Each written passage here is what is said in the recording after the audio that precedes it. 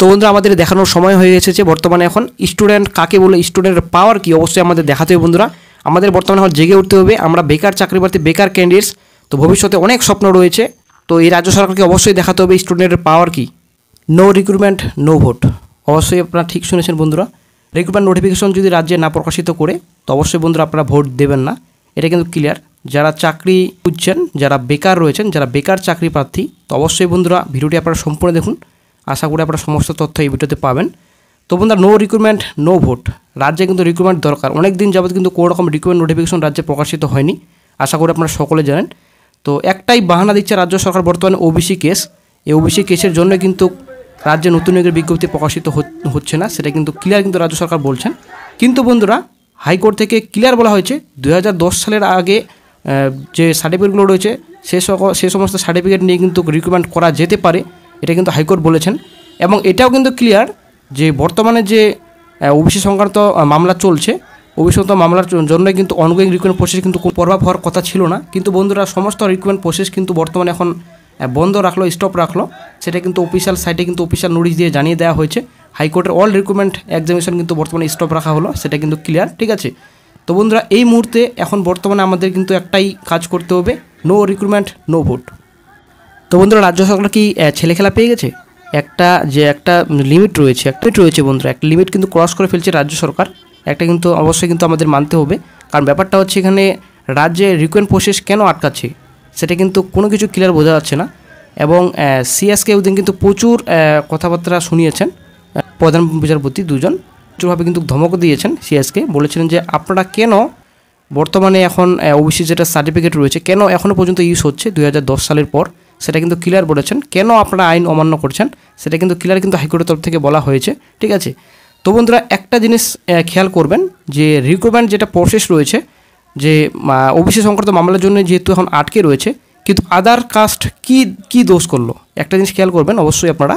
Others caste, general category, reserve category, এরা কি দোষ করলো, এদের নিয়ে তো অবশ্যই রিক্রুটমেন্ট প্রসেস এগিয়ে নিয়ে যেতে পারি এবং রিক্রুটমেন্ট নোটিফিকেশন তো রাজ্যে প্রকাশিত করা যেতে পারে নাকি। শুধুমাত্র ওবিসির জন্যই সমস্ত রিক্রুটমেন্ট প্রসেস স্টপ করে দেওয়া, সেটা কিন্তু একটা আইনের বেআইনি, সেটা অবশ্যই কিন্তু মানতে হবে সবাইকে। ওবিসি সংক্রান্ত মামলার জন্যই রিক্রুটমেন্ট প্রসেস আপনারা আটকাচ্ছেন, এটা কিন্তু মানা যায় না।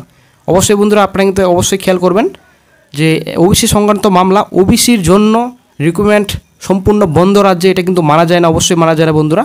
ওবিসি ছাড়াও তো আদার্স ক্যাটাগরি রয়েছে, আদার কাস্ট নিয়ে কেন রিক্রুটমেন্ট নোটিফিকেশন রাজ্যে প্রকাশিত করা যেতে পারে না সেটা আপনারা বলুন। আদার্স কাস্ট কী দোষ করলো? হাইকোর্টের জাজমেন্ট কপিতে কোনো রকম কোথাও লেখা নেই যে রিক্রুটমেন্ট প্রসেস স্টপ এবং আপনাদের কোনো রকম রিক্রুটমেন্ট নিতে পারবে না রাজ্য সরকার। আগে থেকেই কিন্তু এই সরকার রিক্রুটমেন্টের বিরুদ্ধে, এখনও কিন্তু রিক্রুটমেন্টের বিরুদ্ধে, তার জন্য কিন্তু ওবিসি একটা বাহানা পেয়েছে রাজ্য সরকার। এই ওবিসি সংক্রান্ত বাহানার জন্যই কিন্তু রাজ্যের রিক্রুটমেন্ট নোটিফিকেশন প্রকাশিত করছে না, সেটা কিন্তু উনি ক্লিয়ার বলছেন। কিন্তু বন্ধুরা আমাদের সজাগ হতে হবে, এখন আমাদের জাগতে হবে। সবাই অবশ্যই আপনারা জাগুন, যারা চাকরি প্রার্থী রয়েছেন, যারা বেকার চাকরি প্রার্থী রয়েছেন, যারা ভবিষ্যতে চাকরি করতে চান, যারা পুলিশের স্বপ্ন দেখছেন, যারা পুলিশ হবেন, যারা শিক্ষক হবার স্বপ্ন দেখছেন, যারা শিক্ষক হবেন, গ্রুপ ডি রয়েছে, গ্রুপ সি কর্মী, ক্লার্ক পোস্ট রয়েছে, অন্যান্য পোস্টে কিন্তু প্রচুর শূন্যপদ খালি রয়েছে, প্রচুর 10 লক্ষের কাছাকাছি শূন্যপদ খালি রয়েছে।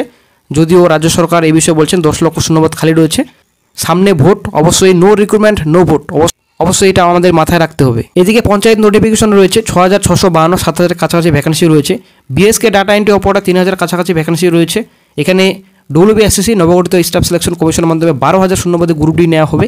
এখানে কিন্তু প্রচুর ভ্যাকেন্সি রয়েছে, পুলিশে কিন্তু প্রচুর ভ্যাকেন্সি রয়েছে, মোটামুটি 30,000 প্লাস কিন্তু ভ্যাকেন্সি পুলিশে খালি রয়েছে বর্তমানে। আদার্স রিক্রুটমেন্ট বোর্ডে কিন্তু প্রচুর খালি রয়েছে, কিন্তু সরকার কোনো মতে নিয়োগ করছে না, ইচ্ছা মতো নিয়োগ করছে না, নিজের ইচ্ছা খাটাচ্ছে, নিজের জেদ খাটাচ্ছে রাজ্য সরকার। ওবিসির বর্তমানে এখন বাহানা পেয়েছে এবং সুপ্রিম কোর্টে যেটা সার্ভের একটা অনুমতি দিয়েছে সেটার বিরুদ্ধে কিন্তু কেস হয়েছে, আশা করি সকলে জানেন। হাইকোর্টে কিন্তু কেস করা হয়েছে, জনস্বার্থ মামলা করা হয়েছে। তো আশা করা যায় এই সার্ভেটাও কোনো রকম কিছু কিন্তু এগোবে না প্রসেস, আশা করা যায়। কারণ 113টি সম্প্রদায় মিলে শুধুমাত্র কেন সার্ভে করা হবে, আদার্স সম্প্রদায় কী দোষ করলো, অবশ্যই কিন্তু এই বিষয়টা কিন্তু আমাদের খেয়াল করতে হবে। কোর্টে যেটা রায় ছিল, যেটা 12 লক্ষ ওবিসি সার্টিফিকেট বাতিল, তো সেই বাতিল যখন করা হয়েছিল তখন কেন সার্ভে করা হয়নি এতদিন 2-3 বছর কেন আটকে ছিল? বেকার চাকরি প্রার্থীদের নিয়ে ছেলে খেলা পেয়ে গেছে। বর্তমানে এখন ক্ষমতায় আছেন বলে আপনি যা কিছু তা করবেন, এটা কি মানা যায়? এটা কি মানবো সবাই আমরা? অবশ্যই বন্ধুরা সবাই আপনারা একজোট হন, যারা বেকার চাকরি প্রার্থী রয়েছেন। আমি বলছি বন্ধুরা, যারা বেকার চাকরি প্রার্থী রয়েছেন অবশ্যই আপনারা সবাই একজোট হন, আপনারা সবাই জেগে উঠুন। কিছু অবশ্যই আমাদের একটা করতে হবে, সামনে ভোট, অবশ্যই no recruitment no vote. Recruitment আগে করতে হবে, তারপর ভোট, ঠিক আছে? আমাদের যেহেতু রিক্রুটমেন্ট দরকার, অবশ্যই রিক্রুটমেন্ট যদি আমাদের দরকার তো অবশ্যই রিক্রুটমেন্ট করাতে হবে, নাহলে আমরা ভোট দিচ্ছি না। অবশ্যই আপনারা জেগে উঠুন, আমাদের অবশ্যই কিছু না কিছু একটা করতে হবে, না হলে কিন্তু এভাবে বসে থাকলে কোনো কিছু হবে না। রাজ্যে বেকার চাকরি প্রার্থী প্রচুর রয়েছে, প্রচুর। প্রত্যেকদিন আন্দোলন চলছে রাজ্যে, প্রত্যেকদিন ধর্নায় বসছেন চাকরি প্রার্থীরা। গ্রুপ ডি বর্তমানে 6000 ভ্যাকেন্সি, গ্রুপ ডি ভ্যাকেন্সি 2017 সালে নেওয়া হয়েছিল, ডব্লিউবি জিডিআরবি। এখনও ধর্নায় বসছেন, এখনও ধর্নায় বসে অনেকে কাঁদছেন। বর্তমানে 500 থেকে 600 কাছাকাছি এখনও কিন্তু মেরিট লিস্টেড ক্যান্ডিডেটদের কোনো রকম নিয়োগ করেনি রাজ্য সরকার। কি পেয়েছেন? কি পেয়েছেন? আপনি রাজ্য সামলাচ্ছেন, এভাবে কেউ রাজ্য সামলায়? বেকার চাকরি প্রার্থীরা কোথায় যাবে? আপনার কাছে চাকরি দাবি না করবে তো কোথায় দাবি করবে? নিজের জমিদারি